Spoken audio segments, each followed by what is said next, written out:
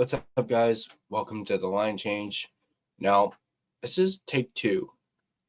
Originally, I recorded this, 10 or 15 minutes ago, like this original video, and I was about to go upload it when I noticed, I got some things wrong, and while I was recording, a new article came out regarding this topic. So I was like, well, crap, I don't want to sound like I'm, wrong or whatnot. So I was like, screw it. I'm just going to redo this video with the accurate information. I mean, I was only slightly wrong about one certain thing, but I said, screw it. I'm just going to redo this video, tweak the thumbnail a little bit, and just redo it and then talk about the second article along with the original article from the original video. So that's where we find ourselves right here.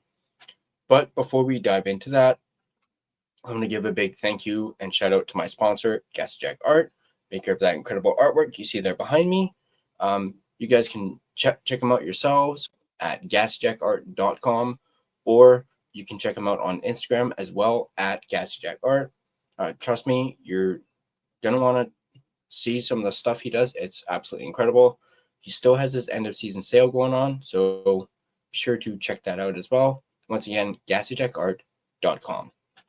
So without any further ado, let's go ahead and take a look at the original article that I was going to talk about, and a report from Frank Cervelli saying that the Vancouver Canucks have made significant progress on a extension with Conor Garland. Now, we originally did a video talking about how Garland wants to resign and he is interested in an extension. You guys can check that out right here.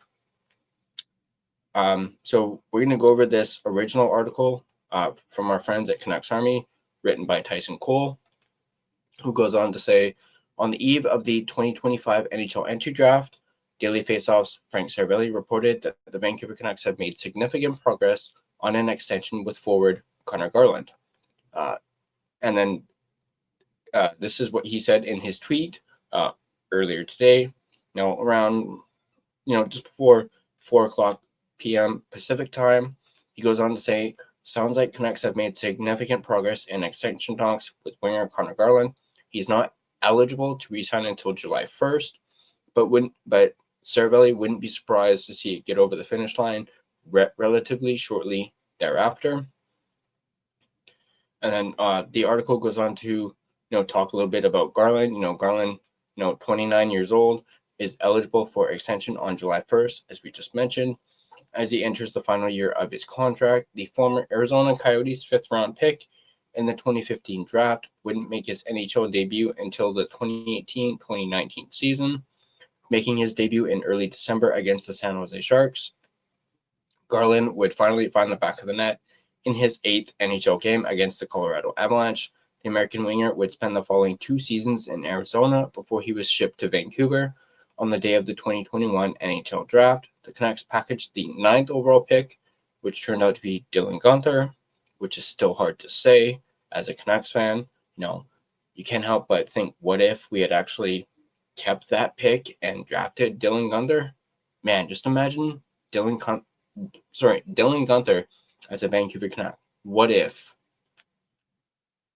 And just imagine if we had Dylan Guenther playing with, EP40 and guys like Miller and whatnot. But at the end of the day, if we didn't trade that pick, we wouldn't have Garland. So it's, 50-50.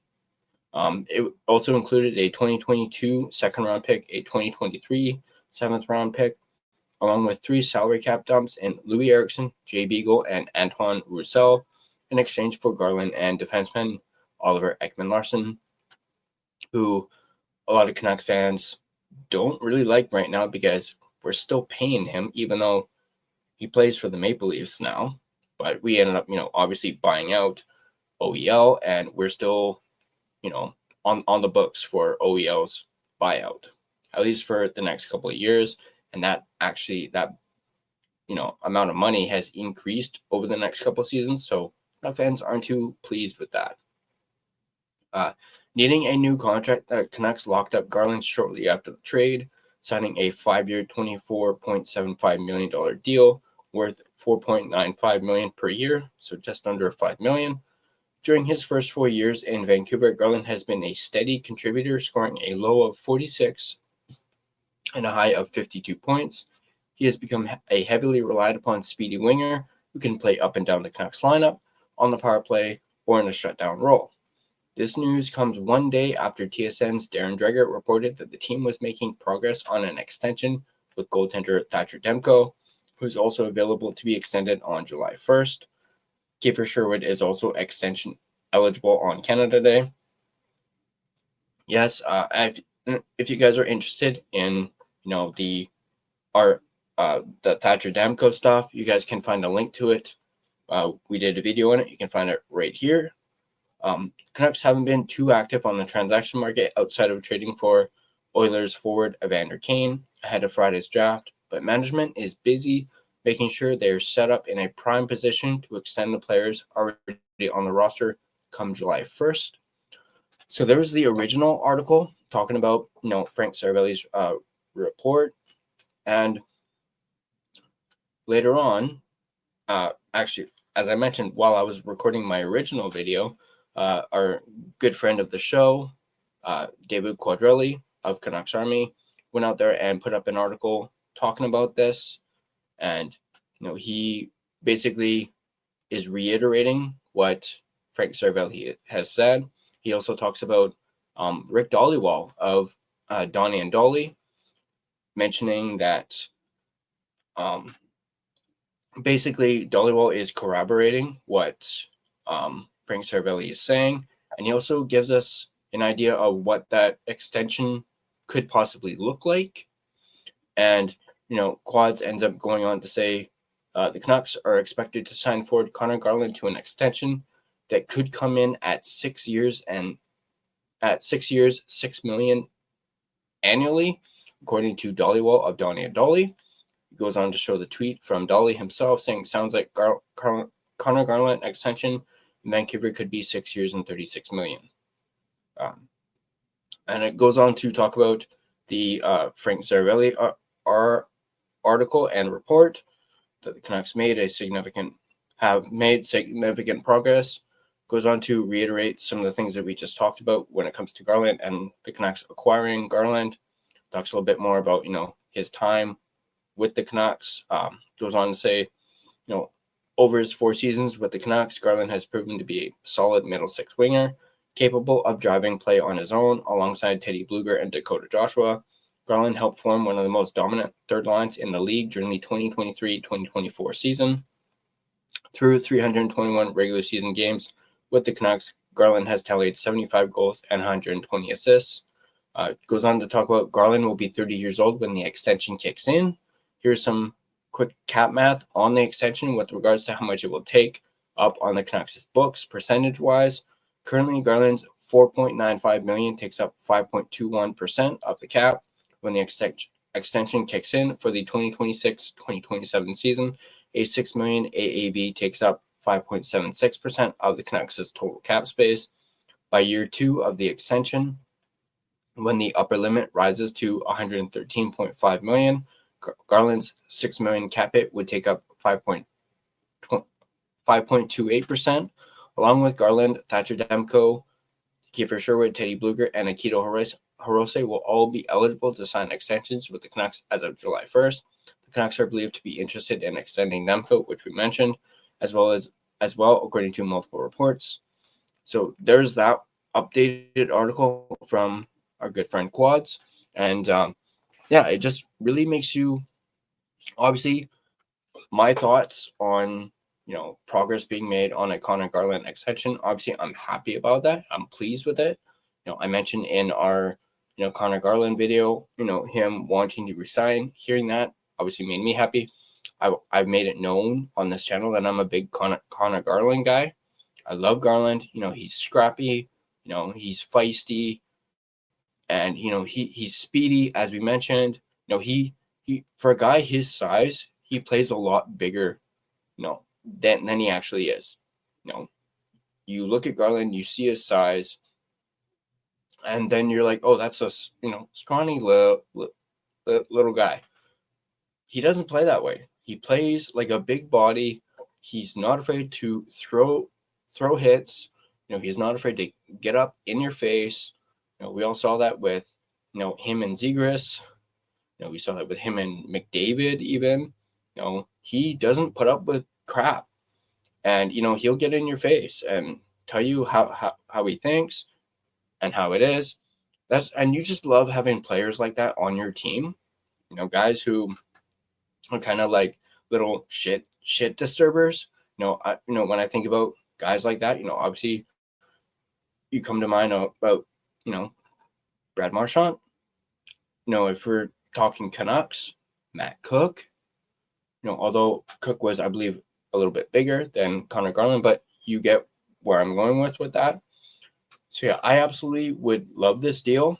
I obviously with the cap, there's concerns about that because them having acquired Evander Kane, they only have about $7 million in cap space, and they still need to fill that second line center role. But at the same time, you can do this extension and still move pieces to alleviate the cap and make sure you're under the threshold by the time the season starts. So I'm not too concerned about how this will affect the cap. Obviously, with the cap going up over the next few years, it'll be a little better and easier to understand. I don't know if that was the right word, but at the end of the day, I'm okay with a 6x6 for Conor Garland. He's obviously shown that he's consistent. He's like a 45 plus point guy, potentially even a 50 plus point guy, and you would just love to have a guy like that on either your third or second line. You could even go as far as say he could have first line potential. Obviously he was on the first line for a little bit during this past season, but he obviously thrived on that third line with Bluger and Joshua. We saw him be on the second line a little bit. Obviously there is potential for him to move up to the first line. But obviously with the acquisition of Kane, you would think he's a bit of a shoe-in for that first line role. It could be it could be between Garland and Kane, who maybe are competing for that first line role, and whoever doesn't impress, will be on the second line. But either way, Garland's going to contribute. He's going to be a factor, maybe not necessarily an X factor, but he comes up big when he needs to. And Conor Garland is absolutely beloved by this fan base. People love Garland, myself included, and that's not even that's just based off of how he plays on the ice. The things that we've seen off the ice. He's a locker room leader.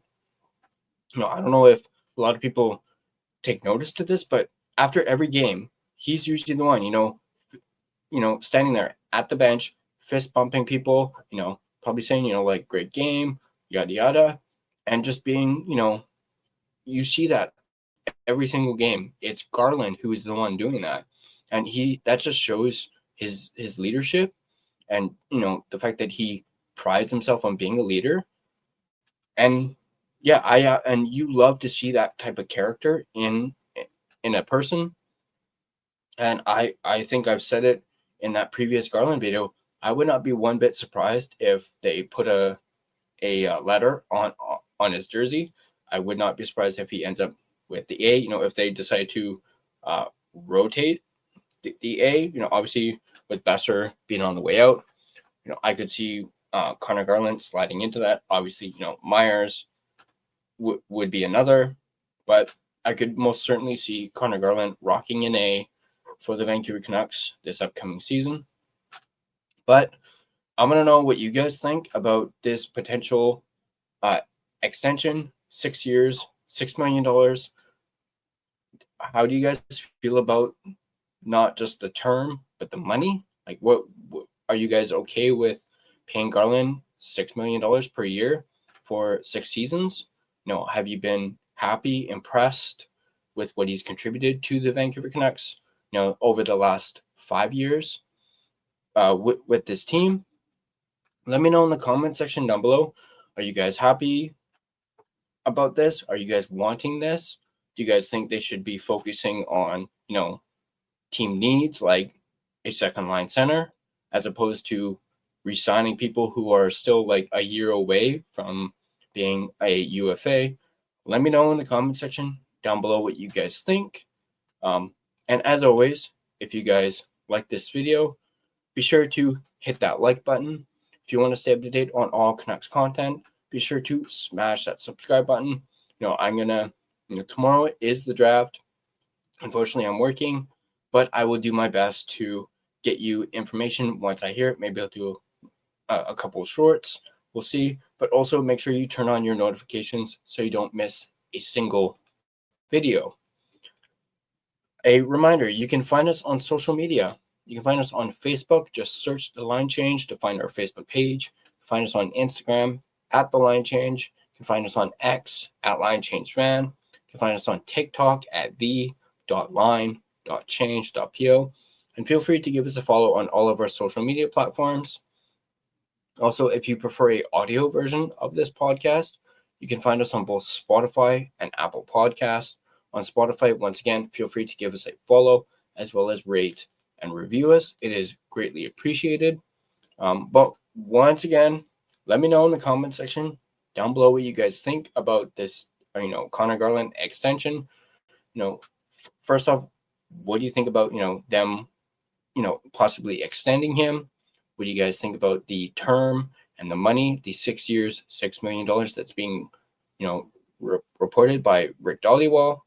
Are you guys okay with a 6x6 extension for a guy like Conor Garland?